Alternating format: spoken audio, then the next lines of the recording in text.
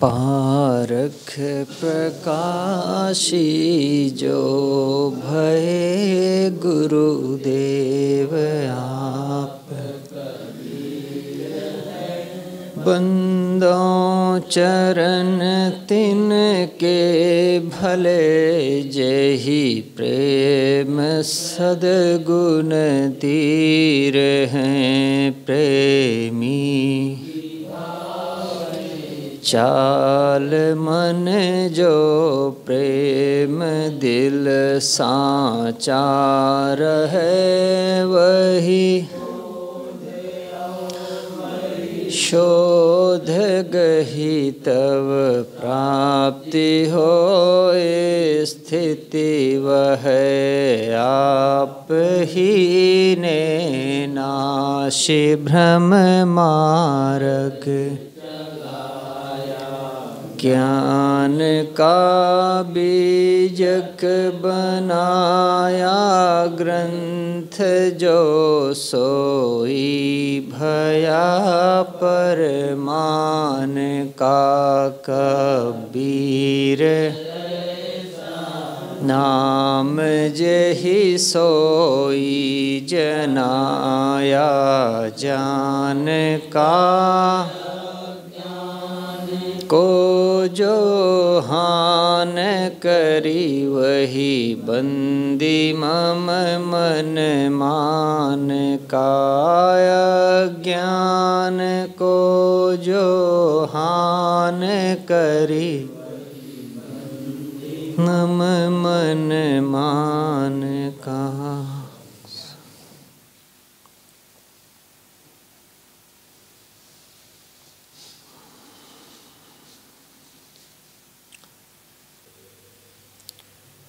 नाना रूप वर्ण एक कीन्हा, चारि वर्ण वह काहू न चीन्हा।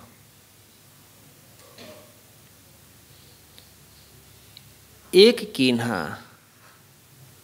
एक मनुष्य ने वर्ण व्यवस्था की, नाना रूप अनेक तरीके से उसको व्यवस्थित किया।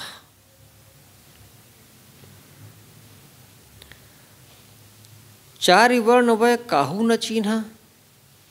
ये जो चार वर्णों की व्यवस्था की,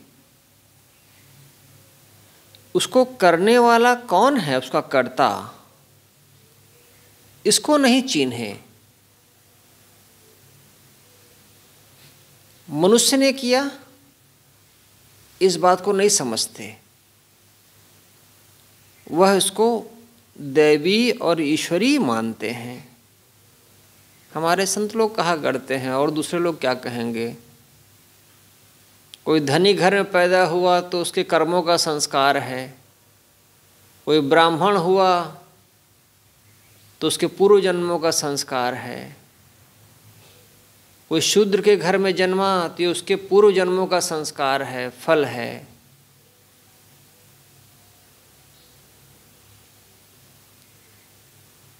मैंने कल भी कहा था, धर्म की हिम्मत नहीं है परिवर्तन कर देने की, वो सिर्फ व्याख्या कर पाते हैं बस।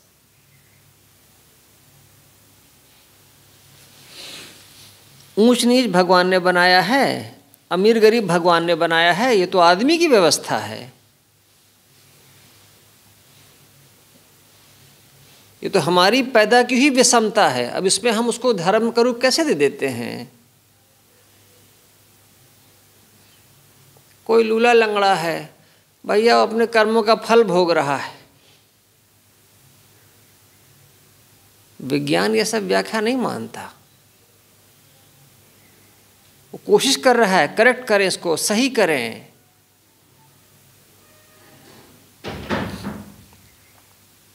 अभी अफ्रीका में वैक्सीन लगा रहे हैं। वो जैसे कोरोना की वैक्सीन होती है वैसे मलेरिया की वैक्सीन लगा रहे हैं। उस देश से मलेरिया खत्म। कई राष्ट्रों में मलेरिया है ही नहीं। हिंदुस्तान में मलेरिया से मर रहे हैं लोग। छोटे 0 से 5 साल की उम्र के बच्चे मलेरिया से बहुत मरते हैं। माएँ खुला छोड़ के चली जाती हैं। मलेरिया वाले मच्छर काट लेते हैं, नहीं बच पाते। हिंदुस्तान में कोढ़ है, कोढ़ी आपको गंगा जी किनारे, नदियों के किनारे मिल जाएंगे। दुनिया के बहुत हिस्सों से कोढ़ खत्म है, उनके यहाँ है ही नहीं। हिंदुस्तान में अभी बच्चे पैदा हो रहे हैं पोलियो वाले। विदेशों में पोलियो खत्म हो गया, बहुत जगहों पर पोलियो है ही नहीं, कोई बच्चा अपंग पैदा ही नहीं होता है। तो उनके संस्कार वैसे हैं, उनके कर्म फल वैसे हैं। ये तो बैठे बैठा जुबान चला देना है, बस चीज़ों को नहीं समझना है। इसी ढंग से व्याख्या करते रहे हैं, इसी ढंग से व्याख्या की जा रही है। बस शास्त्रों के आधार पर सत्य को, तथ्य को बदला नहीं जाता, नहीं जा सकता। हमें लगता है कि हम ही अंतिम सत्य जानते हैं, हमारे ही शास्त्रों में अंतिम बात लिख दी गई है। बस वो तो अपने मन को बहलाना है। आप जिस ढंग से समझे हैं उसी ढंग से जनता को समझा देते हैं। बस कोई गरीब है, क्यों गरीब है भैया? तुम्हारे अपने कर्मों का फल है। अच्छे कर्म होते तो तुम अमीर के यहाँ जन्म लेते। देश ऐसे नहीं चलता है धर्मशास्त्रों से। वो पूरी कोशिश करता है कि जो गरीब हैं उनको अमीर बनाया जाए।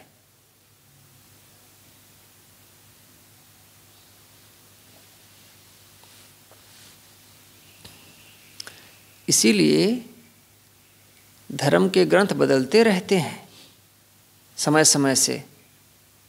पुराने ग्रंथ छोड़ दिए गए, नए ग्रंथ आ रहे हैं, उनकी भाषा अलग होती है। इसीलिए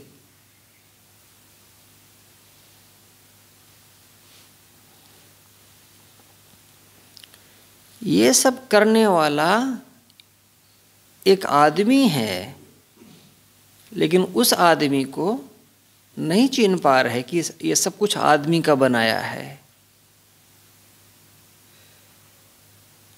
जैसे टेप होता है ना, उसको ऑन कर दो, उसमें जो भरा रहेगा वही निकलेगा। वैसे ही जिसने जिन शास्त्रों को अपने दिमाग में भर लिया है वो वैसे ही बोलेगा। रामचरितमानस याद कर लिए हैं, बस हो गया, उनके लिए वो अंतिम शास्त्र है। कुछ बोलोगे बस उसकी चौपाइयाँ शुरू कर देंगे बोलना अनवरत, क्योंकि वही टेप में भरा हुआ है, वही दिमाग में भरा हुआ है, बस और कुछ नहीं।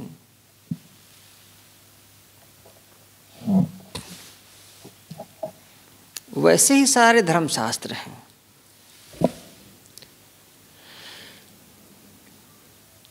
अब देखिए, ये इतना ही नहीं है, ये ऐसे है जैसे पहले की रामायणी है ना, बिन से नाग गरुण गल जाई, बिन से कपटी औसत भाई, बिन से पाप पुण्य किन जीन्हा, बिन से गुण निर्गुण जिन चीन्हा, वो बिनस गए, वो बिनस गए। वैसे ही साहब यहाँ कह रहे हैं, नष्ट गए कर्ता नहीं चीन्हा। कर्ता यानी मनुष्य, जिसने इस वर्ण व्यवस्था का रूप निर्धारित किया है। परमात्मा ने ब्राह्मण क्षत्रिय वैश्य शूद्र बनाया होता तो पूरी दुनिया में बनाया होता, सिर्फ हिंदुस्तान भर में नहीं बनाया होता।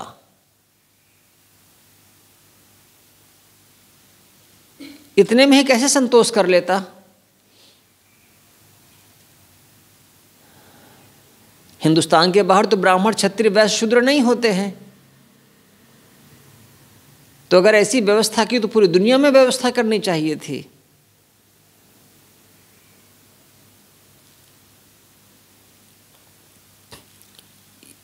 ये करने वाला आदमी है, इसको नहीं चिन्ह पाए और नष्ट हो गए।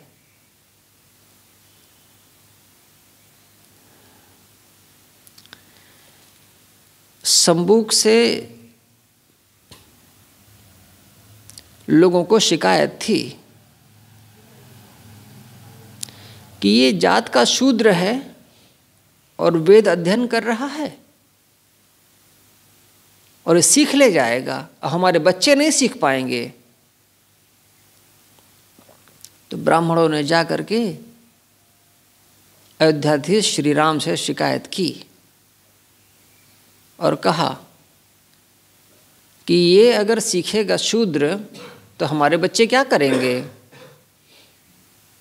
तो रामायण में आता है कि श्री राम ने शंभू का वध किया। जो रामायण के कथाकार हैं वो कहते हैं ये प्रक्षेप है, बाद का जोड़ा हुआ है। ठीक है, बाद का जोड़ा हुआ है, लेकिन है तो सुरक्षित तो है शास्त्रों में। एकलव्य से गुरुद्रोण ने उसका अंगूठा मांग लिया था ताकि वो सरसंधान ना कर सके, निशाना ना लगा सके। और हम श्री राम को मर्यादा पुरुषोत्तम कहते हैं।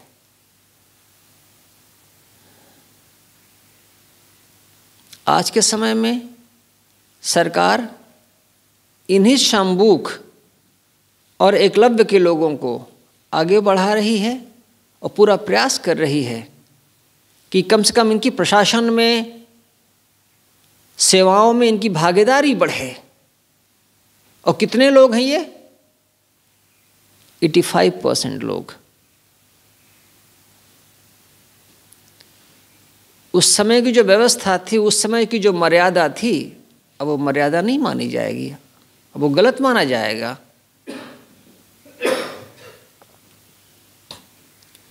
बिहार में कर्पूरी ठाकुर करके एक नाई का लड़का था। नाई का लड़का, बाल बनाने का वाला काम करते थे उसके पिता। और अपने आसपास के गांव में वो अकेला आदमी था जिसने 10वीं पास किया था उस जमाने में। तो एक बार उसके पिता बाल बनाने नहीं गए तो खुद ही गया बाल बनाने, अपने बाप का बस्ता लेकर के।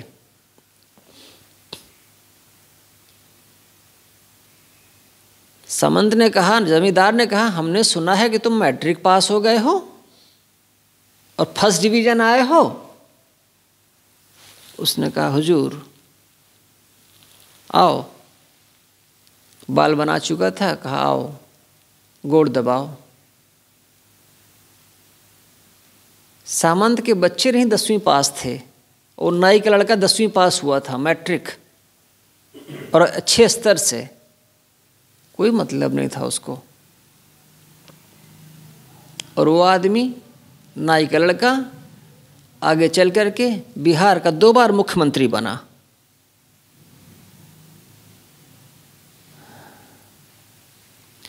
और जब वो सत्ता में आया तो उसने भूमि सुधार का काम किया। उसने नौकरियों में आरक्षण दिया। 26% आरक्षण ओबीसी को दिया, 3% आरक्षण सवर्णों को दिया जो कि गरीब थे, कमजोर थे। हॉस्पिटल बनवाए, विद्यालय बनवाए, 8वीं तक की पढ़ाई मुफ्त किया उसने बिहार में। जब कोई नीचे के स्तर का आदमी मेहनत करके ऊपर उठता है तो वो उन स्थितियों को भोगा हुआ होता है, तो वो वहाँ तक के लिए काम करता है।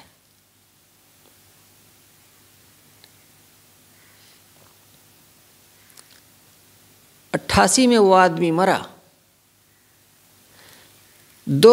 आप आश्चर्य करेंगे, 8 बार विधानसभा का सदस्य था, एमएलए था, 1 बार उप मुख्यमंत्री था, 2 बार मुख्यमंत्री हुआ, अन्य पदों पर रहा।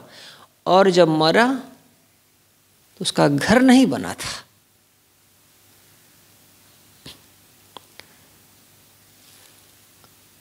और जब वो कभी कभी ऐसा भी दौर आता था कि रिक्शे पर बैठ करके विधानसभा जाता था। और जब उसके मरने के बाद जब उसका बैंक अकाउंट तलाशा गया तो कुछ नहीं मिला।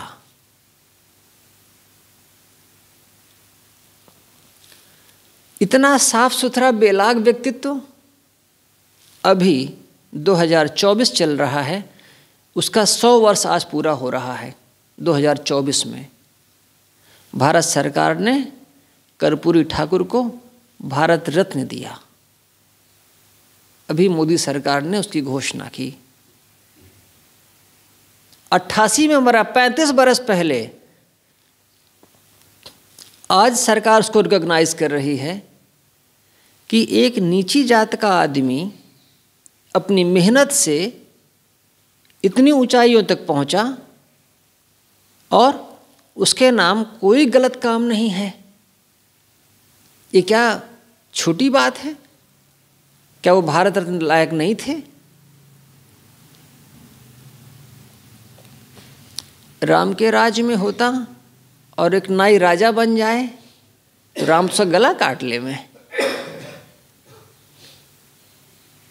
ये नाई राजा बनेगा तो हम क्या करेंगे? ये सब करने का काम कौन करता है? आदमी करता है। और साहब कहते हैं नष्ट हो गए ये सब, जो इस बात को नहीं समझ पाए कि करता कौन है, करने वाला कौन है, सब विनष्ट गए। जो कहते थे ये सामाजिक भेदभाव ये ईश्वर रचित है, वो सब नष्ट हो गए। जिन्होंने कहा कि वेदों में ये सब लिखा हुआ है, साहब कहते हैं वो सब नष्ट हो गए। मैं तो कहता हूं वेद पढ़े पर भेद न जाना। वेद जिन्होंने जरूर पढ़े होंगे, साहब कहते हैं, लेकिन ये भेद नहीं जान पाए कि सारे वेद आदमियों के रचे हुए हैं, ऋषियों के रचे हुए हैं। विमलख करे नैन नहीं सूझा, विमल दिव्य दृष्टि इनके पास हो सकती है, दिव्य दृष्टि हो, लेकिन इनको सूझ नहीं है, समझ नहीं है।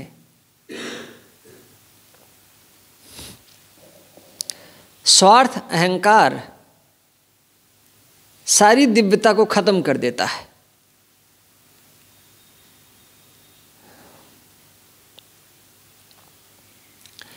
इसी की साखी है नाना नाच नचाए के आदमी सभ्यता के जिस मुकाम पर आज है,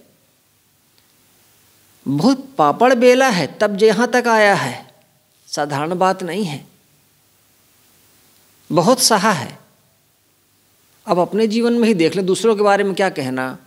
जिन जिन परिस्थितियों में से होकर के आप गुजरे हैं वो कितनी कष्टदायक रही होंगी, तब यहाँ तक आ पाए हैं, इस स्थिति तक आ पाए हैं।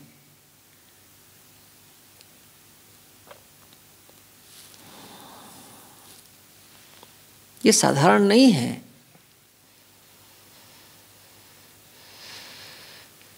नाना नाच नचाए के नाचे नट के भेष, घट घट है अविनाशी सुख सुनहु सखी तकी तुम शेख। ये शेख तकी बीजक में कई बार घूम फिर करके आते हैं। सुनो तकी तुम शेख, ऐ शेख तकी सुनो। हर घट में वही अविनाशी चेतन स्वरूप है। साहब की इस साखी की जो पहली पंक्ति है, नाना नाच नचाए के नाचे नट के भेष, इसमें उन चालाक चतुर और काइयाँ लोगों के बारे में कहा गया है जो मानवता को भिन्न भिन्न तरीकों से दिग्भ्रमित करते हैं, उसको नचाते हैं। ऐसे बुद्धि के सागर,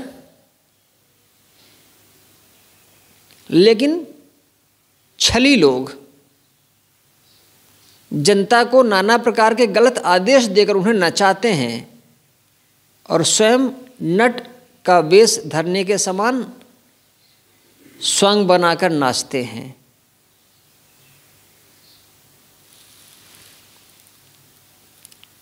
गुरुजी एक घटना बताया करते थे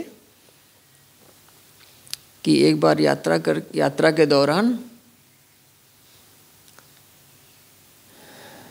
रजनीश के बहनोई मिले, ओशो रजनीश जबलपुर वाले, उनके बहनोई मिले। बातचीत के दौरान उन्होंने कहा, पूछा गुरुजी से, उनका नाम लेकर के, आप रजनीश के बारे में क्या सोचते हैं?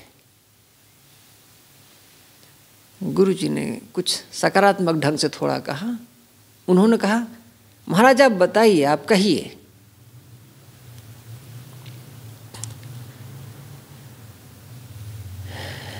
साहब ने कुछ कहा होगा कि योग्य हैं, ठीक हैं, अच्छे हैं, लेकिन जिस रास्ते पर लोगों को ले जा रहे हैं वो ठीक नहीं है। उन्होंने कहा, महाराज मैं उनका जीजा हूं और यही बात मैं उनसे कहता हूं।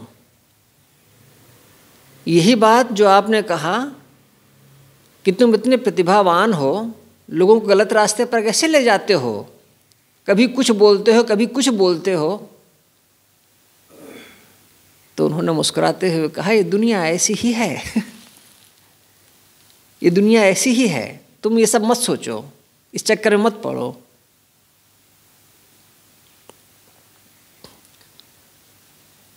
अंग्रेजी का एक लेखक हुआ मार्क ट्वेन, उसने लिखा है कि आदमी को मूर्ख बनाना बड़ा आसान है, किंतु उसको ये समझा पाना कि तुम्हें मूर्ख बनाया जा रहा है, ये बड़ा मुश्किल है।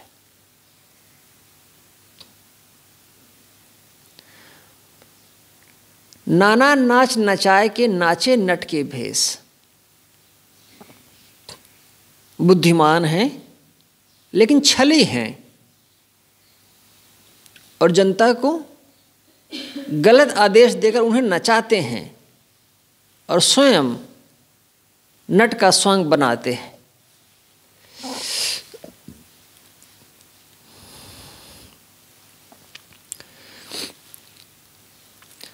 जो कल्पना करते हैं कि कोई एक देवता है जो आकाश में बैठा है, उसी ने आदेश दिया है, और ये जो ऊंच नीच है, जो छुआछूत है, ये जो छलावा है, ये सब उसी ने पैदा किया है। वे अपने आप को ऊंचा और दूसरों को नीचा कहते हैं, अपने को धार्मिक और दूसरों को अधार्मिक कहते हैं।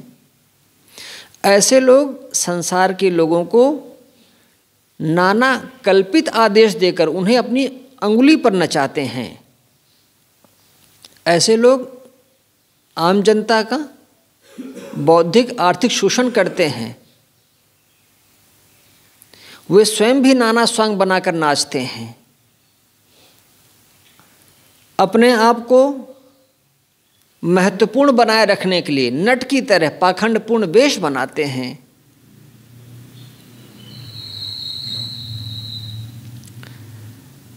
सद्गुरु कहते हैं, घट घट है अविनाशी, सुनो तकी तुम शेख। ऐ शेख तकी, सबके दिल में वही एक अविनाशी चेतन देव निवास करता है। यहाँ कोई छोटा नहीं और कोई बड़ा नहीं।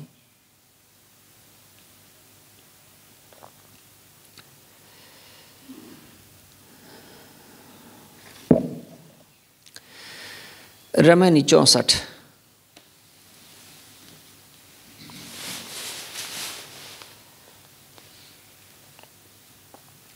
काया कंचन जतन कराया, बहुत भांति के मन पलटाया। जो 100 बार कहों समुझाई, तैयो धरो छोरी नहीं जाई। जन के कहे जन रही जाई, नौ निधि सिद्धि तिन पाई। सदा धर्म जाके हृदया बसई, राम कसौटी कस्तहि रहई। जोरे कसावय अंतय जाई सो बाउर आपु ही बौराई। ताते परी काल की फांसी करहु न आपन सोच। जहाँ संत तहाँ संत सिधावें मिल रहे धूत ही धूत।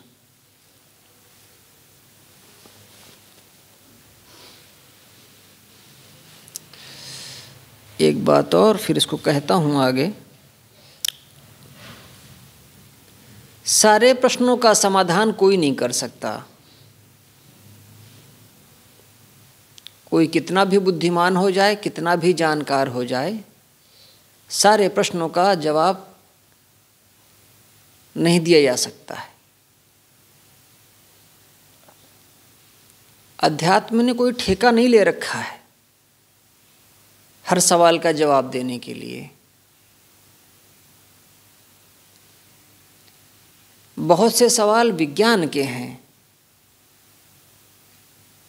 उनको वैज्ञानिक देंगे।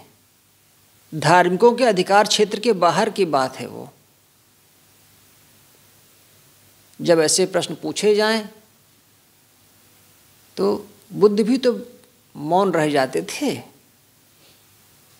बुद्ध भी मौन रह जाते थे कई प्रश्नों पर। समय जवाब देगा, आगे बातें और साफ होंगी। अध्यात्म का जो काम है वो काम करे। हर सवाल का जवाब अध्यात्म के पास भी नहीं है।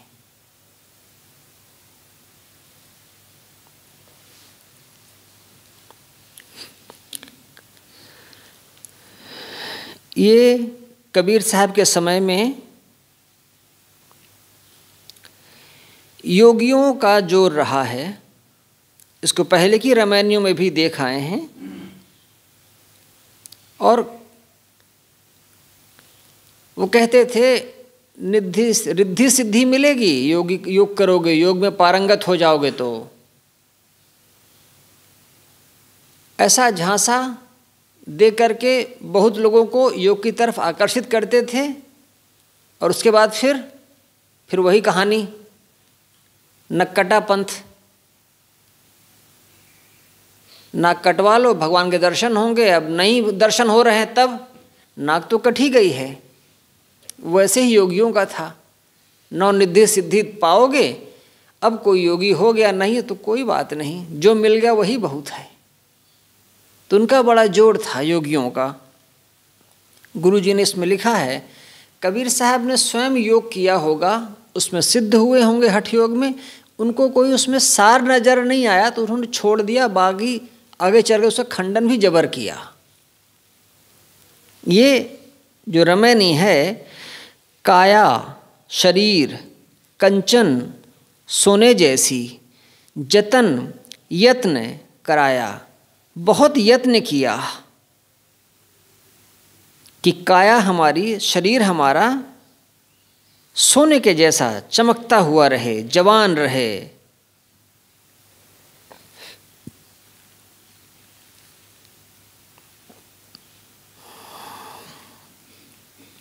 हठ योगियों के बहकावे में आकर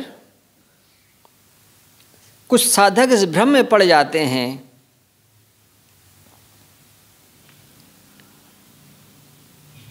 कि हम यत्न करके अपनी जवानी सैकड़ों वर्षों तक बनाए रख सकते हैं और शरीर भी अमर कर सकते हैं। गोरखनाथ जैसे लोगों को लोग आज भी जीवित ही मानते हैं। इन मिथ्या महिमाओं के जाल में पड़कर कुछ लोग नेति, धोती, बस्ती, नौली, कपाली, त्राटक ये सब करते हैं। खान पान और अन्य बातों में बहुत संयम करके शरीर को स्थिर रखने का भ्रम पाले रहते हैं। और ये भी एक भ्रम है कि जो योग सिद्ध हो जाएगा वह अष्ट सिद्धि नवनिधि पाएगा।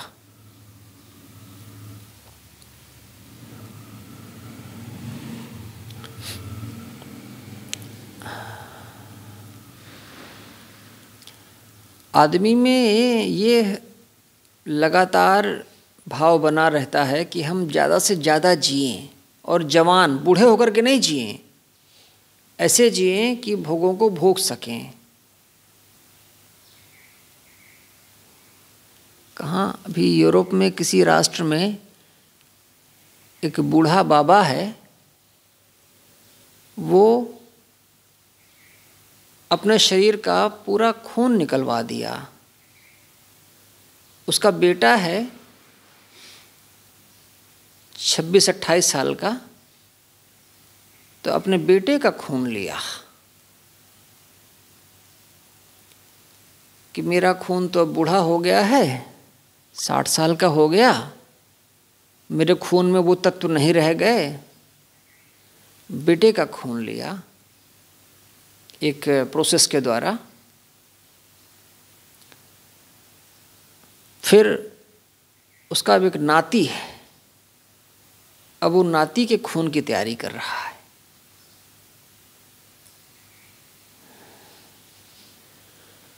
विज्ञान भी कभी कभी ऐसी मूढ़तापूर्ण चीज़ों में लग जाता है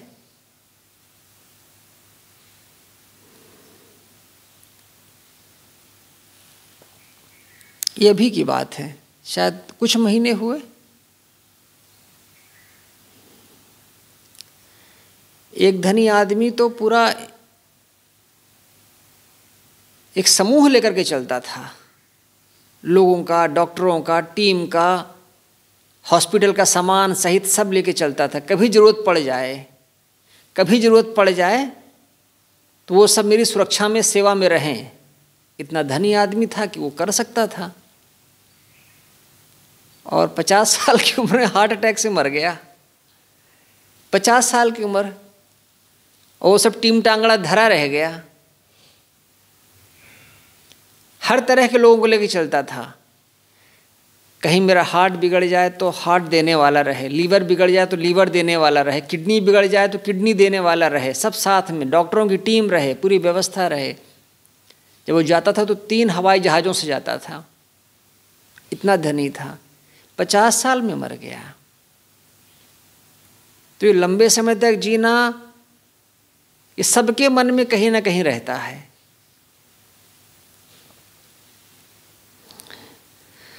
साहब कहते हैं, शरीर को कंचन जैसा चमकीला बनाए रखना, उसको युवा बनाए रखना, उसके लिए 1000 तरह के यत्न करना, बहुत लोग इसमें लगे हैं। साहब लिखते हैं, चाहे कोई कितना ही योग करे, बुढ़ापा और मृत्यु का आना निश्चित है। आज भी ऐसे, साहब लिखा है, ऐसे साधु मिलते हैं जो मुश्किल से 70-75 के होते हैं, लेकिन बताते हैं हम योग साधना से चल रहे हैं, 140 वर्ष हो गया है। हाँ, कम दिखते हैं, कम उम्र के दिखते हैं।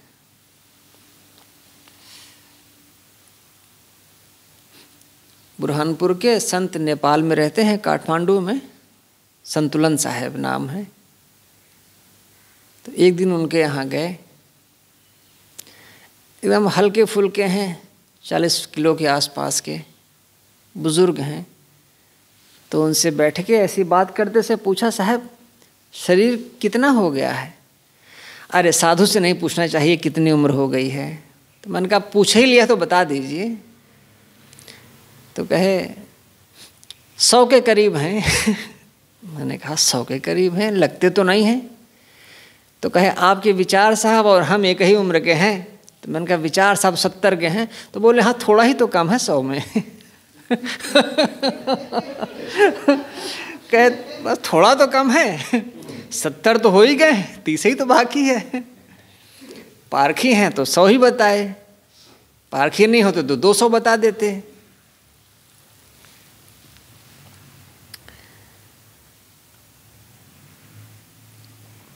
यह सब व्यामोह है। महत्व इसका नहीं कि आदमी कितने दिन जीता है, महत्व है कि वह अपने जीवन में क्या करता है। गुरु जी ने इसमें आगे इस भ्रम को तोड़ा है रिद्धि सिद्धि का बहकावा। सारे रिद्धि सिद्धि मन के धोखे हैं। ये अंधविश्वास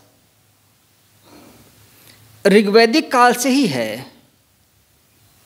मुनि लोग आकाश में उड़ सकते हैं, सब कुछ को देख सकते हैं। मुनि लोग वायु मार्ग पर घूमने के लिए उनके लिए संभव है। और पतंजलि की योग दर्शन में लिखा है कि योगी त्रिकालज्ञ हो जाता है, संपूर्ण प्राणियों की भाषा जान लेता है, हाथी के समान बलवान, दूर की वस्तुओं का ज्ञाता, भूख प्यास से मुक्त आदि हो जाता है। वह दूसरे के शरीर में प्रविष्ट हो जाता है, आकाश में उड़ता है, अणिमा लघिमा गरिमा इन सिद्धियों को प्राप्त कर लेता है। ये सारे अंधविश्वास जनमानस में फैले थे और योग दर्शन के लेखक ने सूत्रों के रूप में उन सारे अंधविश्वासों को अपने ग्रंथ में संचित कर दिया। और पीछे के लोग इन्हें शास्त्र वचन मानकर कि ये त्रिकालज्ञ ऋषियों के हैं, इन सारे अंधविश्वासों को मन में पालते हैं। ऐसे अंधविश्वासों को पालने से दो प्रकार की हानियां होती हैं। पहली तो यह कि हम अंधविश्वासी बनते हैं और कारण कार्य व्यवस्था के बोध से वंचित रह जाते हैं, और कोई भी जालसाज योग का पाखंड दिखाकर हमें ठग सकता है। और दूसरी हानि, ये सिद्धि लाभ के चक्कर में रत्नतुल्य जीवन को हठ योग में बर्बाद कर देते हैं। इससे कोई आध्यात्मिक लाभ नहीं, सिर्फ भटकाव है। सदगुरु कबीर के युग में हठयोगी खूब थे। लगता है कि कबीर साहब ने स्वयं भी हठयोग साधा था, परंतु उसे व्यर्थ जानकर छोड़ दिया था और फिर बीजक में उसका जगह जगह खंडन किया है। बहुत भांति के मन पलटाया। गुरुजी ने अर्थ किया है, मैंने बहुत कोशिश की उनके मन को वहाँ से पलटाऊं योग साधना से, इन झूठी बातों से मैंने प्रयास किया उनके मन को पलटाने का, बहुत भांति से। किन लोगों का? जिनके मन में रिद्धि सिद्धि की कामना है, शरीर को जवान बनाए रखने की कामना है। मैंने कोशिश की कि उनके मन को उधर से पलटा सकूं, लेकिन जो 100 बार कहो समझाई, तैयो धरो छोड़ नहीं जाई। अगर मैं 100 बार भी उनको समझाऊं तो भी वो अपनी मान्यताओं को छोड़ने में नहीं छोड़ रहे हैं। इस प्रकार ये रामायणी 64 यहाँ से शुरू की गई है। साहेब बंदगी साहेब। वंदन है गुरुदेव तुमको, वंदन है गुरुदेव, है गुरुदेव तुमको वंदन। काल जाल के फंदा भारी, काल जाल के फंदा भारी, परख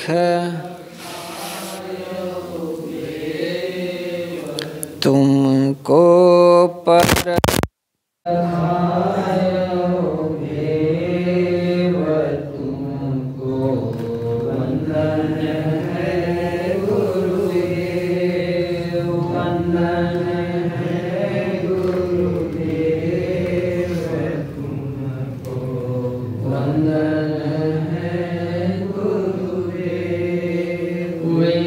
शास्त्र सब खोजत हारी,